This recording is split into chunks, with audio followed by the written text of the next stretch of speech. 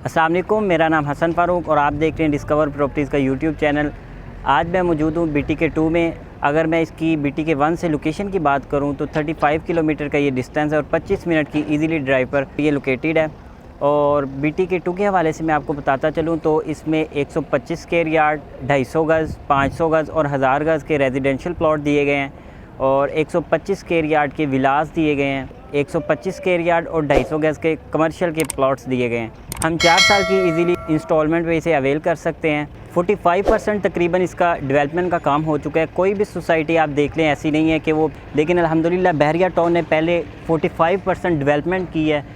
Interest बहुत ज़बरदस्त बनाई है और डेवलपिंग का काम बहुत तेज़ी से जारी है। स्ट्रीट लाइट्स वगैरह लगी हैं, रोड्स बन रहे हैं, मस्जिद, स्कूल और हॉस्पिटल का काम बहुत तेज़ी से कर रहे हैं। इन्वेस्टमेंट पर्पज़ से अगर ये बहुत ही ग्रेट अपॉर्चुनिटी है उन लोगों के लिए जो इंस्टॉलमेंट पे प्लॉट्स लेना चाहते हैं। इंशाल्लाह 5 जनवरी को इसकी प्रॉपर लॉन्चिंग सेरेमनी कर दी जाएगी। अगर आप BTK 2 में प्लॉट लेना चाहते हैं, प्लॉट अवेल करना चाहते हैं तो स्क्रीन पर दिए गए नंबर्स पर रब्ता कर सकते हैं।